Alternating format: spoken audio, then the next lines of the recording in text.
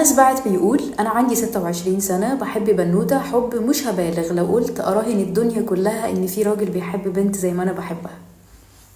يا بختها. المهم أنس بيقول بحبها أكتر ما هي بتحبني ومش زعلان، المهم تكون موجودة في حياتي، مش عاوز أكتر من كده. أنت واقع في حبها من الدور ال60. انشف يا ولد. بصراحة أنا بحب العلاقات دي، بحب العلاقات اللي الراجل فيها هو الأكثر حبا وأكثر شغفا. عموما العلاقات دي بتنجح بنسبة كبيرة قوي. المهم أنس بيقول يشهد ربنا ما عنديش وقت فاضي، بلاقي وقت أنام ساعتين بالعافية.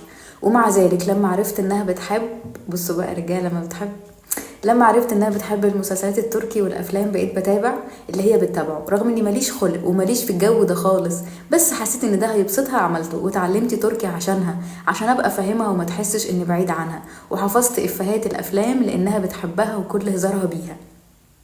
انا عايزه واحد زي ده. انا عايزه واحد يقول لي جنم benim canım aşkım hayatım umurum güzelim بتانم. عايزه حد يقول لي كده، مش يقول لي انت الحته يا بت، حته ايه يا جربوع انت. المهم سيبوكم من الاحلام اللي عماله بحلمها معاكم دي. انس بيكمل وبيقول بعد سنه من ارتباطنا كانت اتخرجت من الجامعه واشتغلت، هي طب اسنان، وده كان اسعد يوم في حياتي. عشان بس شايفها مبسوطه وعشان اخلي فرحتها اكبر طلبت منها تحدد لي ميعاد مع والدها. كانت فرحانه قوي يا ايه، وانا واثق ومتاكد انها بتحبني لان كل افعالها بتقول كده.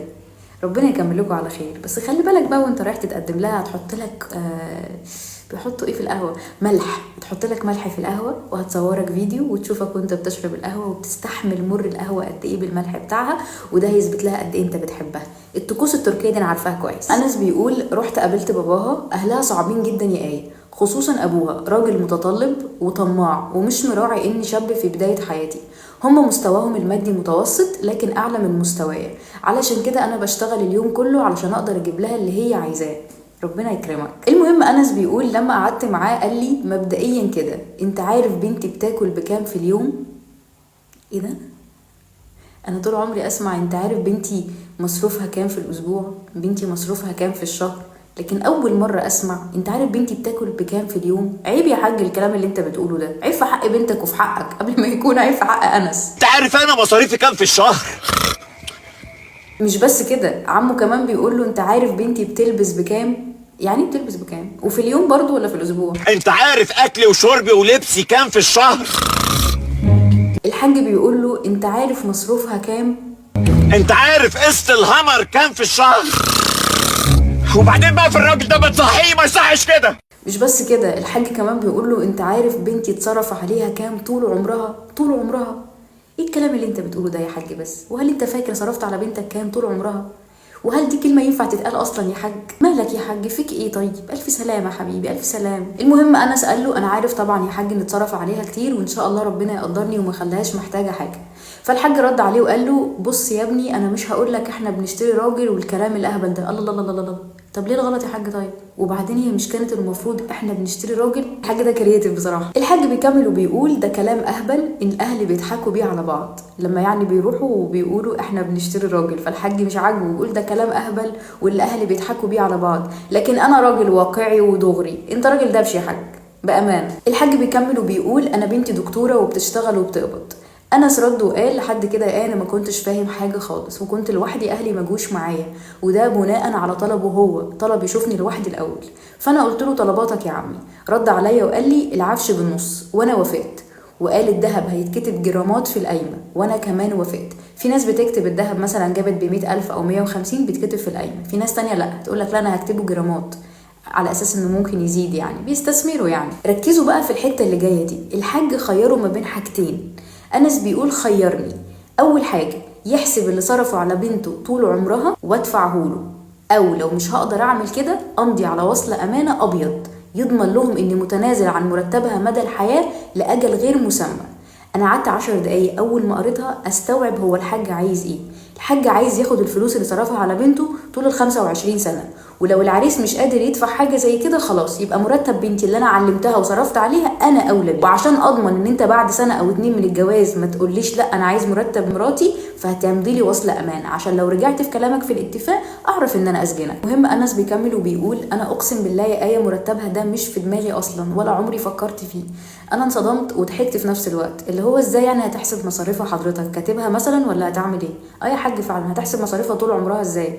هنقعد بقى نفتكر مع بعض ولا كاتبها في الكراسه الصفراء؟ انس بيقول معرفتش ارد اقول ايه، طلبت منه مهله افكر واتكلم مع اهلي، مشيت مش عارف احكي لاهلي ولا اعمل ايه. المهم حكيت ابويا رفض وحلف لو هكمل في الجوازه دي مش هيكون معايا ولا هيحضر فرحي. انا بحبها جدا وهي كمان بتحبني ومش عاجبها كلام ابوها، وقالت لي انا عارفه ان ابويا بخيل وطماع بس انت اكيد مش هتسيبني.